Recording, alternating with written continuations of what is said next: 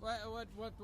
I I'm don't just mind gonna put talking. him in. Yeah, Nice to meet you anyway. I'm Colm. Colin, Matt. What Matt, is this nice to meet for? you. Like, A what do you YouTube mind? channel called Just Social Dynamics. Okay, Basically, cool. just like general like on a kind of people level as opposed to some kind of political Yeah, level. I think yeah. just asking people their opinions and kind of trying to figure out what people think the state of the world and the country is at the moment, and see where people lie and see where the kind of truth lies where that is then as well. Yeah, where the opinions and the truth match. That's the difficult one. The truth, I think. Well, yeah. Like, would you consider that we're kind of like living in a society today now that's based a bit more on how people feel about things? Closer to you when you Okay, speak, okay. and a little closer to him when he speaks. So I'll say that again, yeah. So would you consider that today we live in a society where people kind of rate and value things more on how they feel emotionally as opposed to how they're kind of objectively, how the objective reality lies as opposed to how they feel?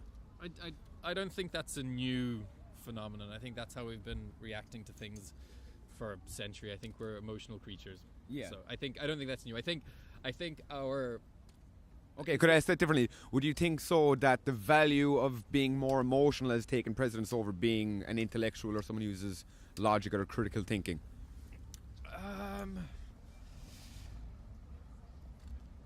Like in a debate format today. No, I'm thinking about the question. I'm sort of on the liberal side of things in terms of my political views, and at least in Ireland, mostly the liberal side seems to be winning, which because I'm a liberal seems like the logical side to me. Yeah. And I think once you start talking emotion, like I think the both sides are going to argue that the other side is arguing with their emotions, even with that's where debate comes in, Like, you can debate with facts or with emotions, and the fact, when you weigh them, there's no measurement, really. There's no comparison. Yeah. Like I said, because I'm in a country where the liberal side is kind of winning. It's not a win-losing. But the liberal side is progressing very swiftly. The majority. And that it appears that that's logical. And I'm like, okay, everyone's listening to the logic because that's my logic. Yeah. But okay, actually, sorry, based on that, how much of opposing opinions do you generally hear these days when you're talking to people, or is it a lot of just the kind of reaffirmation of what you already know and feel and believe? They're generally vocal when something's up for debate. Okay. Which is good. I think it was like most recent example, the abortion referendum was very, very recent, and there was a lot of everyone was very vocal, and I think that's healthy. That's good. Like everyone was heard, everyone was seen, and it was I think that specifically was a very emotional topic. Yeah. So there was the emotions ran high in that, and it was, I think, a lot of the arguments were more emotionally driven because they were fueled by very personal experiences, and it just is. It was something that like even I had an emotional attachment to the referendum in my own way. Okay. That I had to kind of deal with and struggle with and try and separate emotions from logic. Do you mind me asking what emotional connection, or is that too personal a question? You don't have to answer it if that's the case. Someone in my family had a child when they were very young, and so it was just a personal experience that sort of that I had to separate from the debate. That was it. It wasn't a big thing, but it. And is that person that they had young still in the family and everything like that? Yes. Okay. Yeah. So would you say you're glad that they're there, or would you Absolutely. prefer that your family member would have had the choice to not have that baby and now not have that family member? And So- is that family member well orientated into the world today? This family member did have the choice because where I'm from, Oh, you said where are you from? I'm from South Africa. Okay, cool. So that wasn't really a Yeah, that wasn't too much of an issue. It wasn't it wasn't really a choice issue, but Okay. but it was something that kind of at the time was considered by everyone and was kind of so it was just it was a very emotional topic that you kind of have to untangle yourself from your emotions quite and that was a very specific example and a very specific. You actually made a very good point there, though, like the importance of separating the truth of the issue from the emotionality of it. Is no matter how well connected they may be to to separate the fat from the meat, you essentially, you know, you need to look at the facts and the logic, and then put it all back together. So would you agree with that? Yeah, absolutely, Yeah? absolutely. Okay, And it's okay. difficult though. It is. Yeah, it's yeah. so it's really difficult. You go through a bit of like, if you have something that you're very emotionally attached to or intertwined with, like it's a process separating it, and you got to kind of spend a bit of time in your head, kind of. For sure. Yeah. To actually thinking it through, right? Then Yeah, reacting. yeah, Yeah. yeah. Okay, that's right. Pull back the mic a little. Let me ask you just one more. I'll ask you one more. What about South Africa? I mean, Yeah. what about the situation in South? You've been Perfect. Yeah. you know. So, are you aware of the? I know you're aware just by the fact that I haven't finished the question. Yeah. So, like, you know, the ending of the apartheid, now the whole white farmer, not genocide, but yeah, there's a little bit of a. The bottom line for And would you agree there's at least an agenda there that you wouldn't call all that bit morally that's fleshed out? racism. Yeah. That's institutionalized racism. That's a perfect example of it. Apartheid, Yeah. or No. I mean, this argument Yeah. goes both ways. Okay. I'll ask you a question. So, based on that, do you believe it's like an eye for an eye kind of thing? So the land seizures are getting a lot of international traction on the news, but the compared to the rest of South African politics, the land seizures are getting quite a lot of.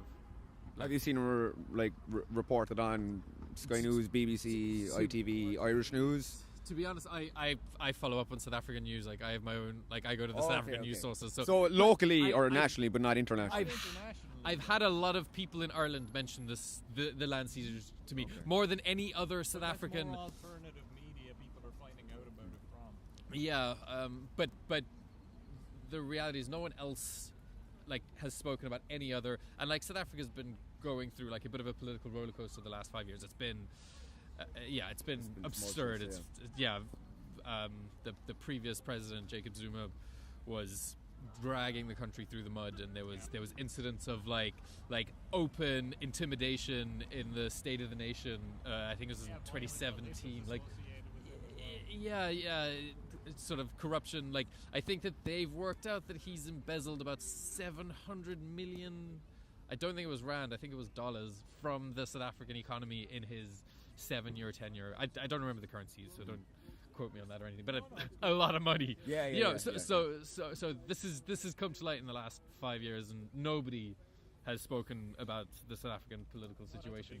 How do you actually feel? Outside of the land seizures? That What would be your opinion? Like, how do you feel, or what's the kind of indicator to you the fact that it's not being as reported as broadly as it should be, or as it is?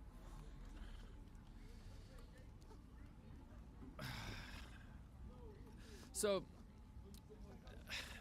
the reality is that the rest of the world doesn't really care unless. They're a minority. No, so that's a big thing. Like they're trying to protect minorities, which is a good thing, but You know, white people would be considered a minority in South Africa. So it's what do you do when 20% of the population is white, but they hold 90% of the wealth and 90% of the economy? And you know, if all of the whites were to leave South Africa, they would take so much wealth out of the country that the economy would collapse. Well, it's been reported that they've already gotten rid of a lot of their European or white engineers to the point now where water systems and all that are being crucially damaged to the point where it's irreparable. You know. They're not being damaged. This, I assume you're referencing the drought in Cape Town.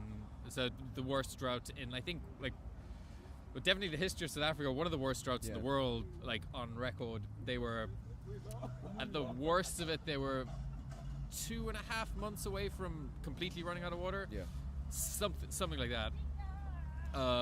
They had a countdown clock of days till they ran out of water. Doomsday clock. Yeah. Right. It was day zero. Yeah. But that wasn't due to things haven't fallen into disrepair. That was a combination.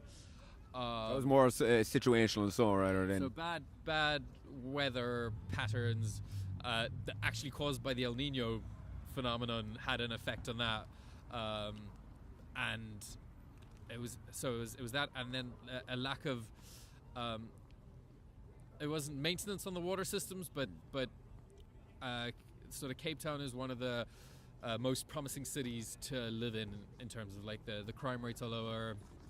There's a lot of money. There's a lot of opportunity. So a lot of people want to move there. There's been an influx of population, and they've not adjusted the water system to accommodate for them. So the kind of population growth paired with really bad conditions like that. So anyway, that's not really political. That's kind of that was just a lack of preparation and yeah. Okay. What about my final question? Chatting about politics. You can ask as many as you want. Well, I know, I'm starving and I got to go to the gym soon. All right. Reach that point. Oh, fucking proteins and fats. Good man. No, just last one. Have you heard about, I think it's the Prime Minister or is it the President of South Africa calling for like singing songs, kill the farmer, kill the boar and all that? And saying that it's not quite time for the genocide yet. Like quote saying not yet. He's the I don't remember the name of his political party. He's not the president of South Africa. He's not the president of any of the leading party. I think his party holds one, maybe two seats in a parliament of 160. So these are the people, the groups that are affiliated with the land grabs and stuff in South Africa. They're a tiny minority, but what they're doing is quite extreme, and what they're saying is quite extreme, and they're a bit of an extremist group. And the reality is, like post-apartheid. Like it was a international atrocity. Like it was a horrendous thing to happen, and it happened for like decades. There is going to be. You're saying this is the backlash. Yeah, there is going to be a backlash, and the backlash is small. The backlash is very small. The big problem in South Africa at the moment is corruption. So do you say the backlash is justified? No, it's not justified, but it's not unexpected. Yeah. It's not at all justified, and I don't think I'm never kind of fight violence with violence. An eye for an eye is the wrong thing. And I mean, like, I'm a huge supporter of Nelson Mandela and his teachings and do you believe about leaving the crimes of the past in the past and moving on collectively, or punishing generations for previous generations' crimes and ill deeds? So I don't believe in I believe in leaving the past. I don't believe in punishing current generations for the reparations. But I do understand that reparations need to happen. So there's a huge social economic divide between the black and the white classes there, and it's a class divide. It's a money divide. It's not, racism exists in South Africa now, not because of partially because of a racist history, but partially just because of a massive economic divide, where you've got heavily impoverished black people that are impoverished because of a past that because of the apartheid past, and then you've got incredibly wealthy white people that aren't going to mingle, and they're not going to mix cultures and stuff, and that's kind of where South Africa's kind of political problem of moving forward lies. Is they're still so divided, but it's not a racist root in it anymore. Right, I get you. Yeah. Okay, so say if I used Ireland for an example, do you believe Irish people should still be punishing or kind of looking for retribution to England today? No. Should we punish modern day English people for what their past generations have done? No. No? No, I Do you think that England's punishing themselves enough? We can just sit back and watch them and laugh. That's a fair answer, yeah. So, but by following that, the same example should be applicable to, say, black people in America. They're not slaves anymore. So, like, how long do we let them? Have you seen the documentary The 13th? The 13th. No. Okay, go home tonight and watch that. And it basically breaks down how the United States legalized the slave trade through the prison system, and by privatizing the prison system, that replaced kind of essentially what the slaves gave to the economy, and through a loophole in the amendment in the Constitution that banned slavery said no free man. So they've found this loophole, and basically America's prison system requires a quota of incarcerated people per, I don't know, per every few months or per year, you know, they have to, every prison has a quota that the government, not that they don't have to, the government has to fulfill this quota and provide that many prisoners, which is why the United States has, I don't remember the figure, but compared to the rest of the world, the amount of incarcerated people per capita in the United States is, I think it was about 4 times as much. It was a stupid, ridiculous number, stupid number higher. You know. Okay. So could I ask you? Do you think African American culture is helping or hurting their cause with regards to the prison system? Like, if they know there's a hyperactive prison system acting in their country, do you think how they live their lives culturally is helping towards that cause or hurting them? So elaborate on. So you know, say culturally, say from music, you have rappers, you know, glorifying selling drugs, beating women, murdering people. When you look at the kind of death rate among black people, it's not the cops who are killing them in the large numbers, it's actually black on black crime. Yeah. So when you look at that, that gets very little coverage, you know, when we're debating these things, when we're critiquing these things. It always seems to be the systematic angle and never what's coming from the core, you know. Yeah. And I'm not saying that it's not just one or the other. I think it's a collective nuance. The expression "art mimics life" and life mimics art. Exactly. And I think that there is a social responsibility on artists that you could look at it as not being, what do you call it when you don't do your social responsibility, whatever that is. You know. Yeah. I think that's definitely an argument that you could. Yeah, it is a problem, and it definitely doesn't help the cause. Anyway, but. And also, like, you know, the single parent family unit situation, the being dependent on the welfare state, women not kind of, you know, wanting to get a husband and have a nuclear family anymore. Yeah, do you know what?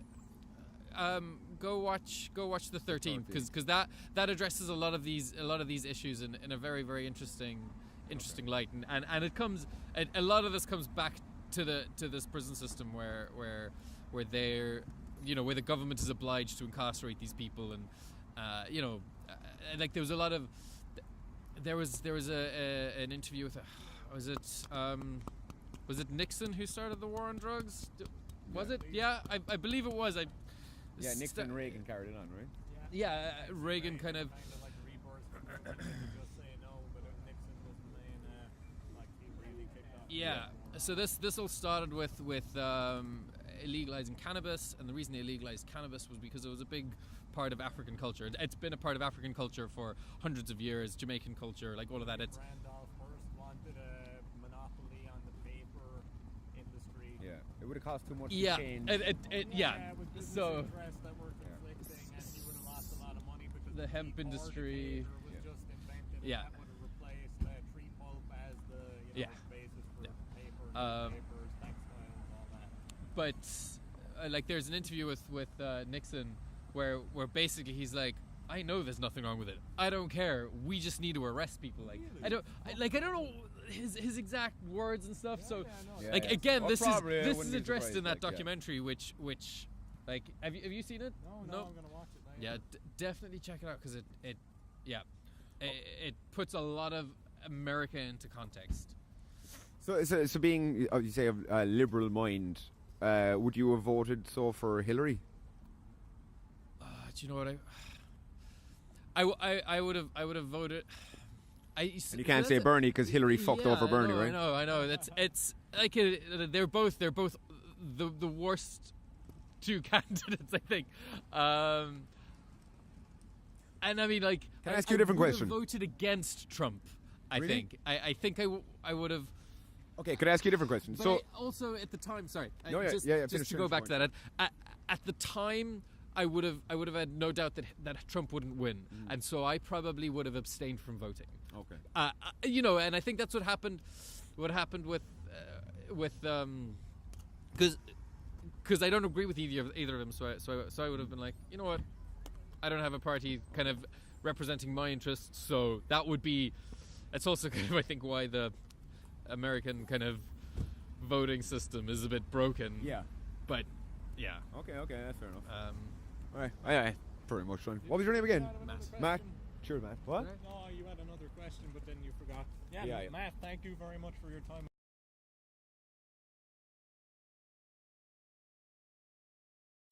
If you appreciate what I'm doing and the content I'm creating, hit that like button, subscribe, hit the little bell thing, donate, and stay tuned. There's a lot more on the way.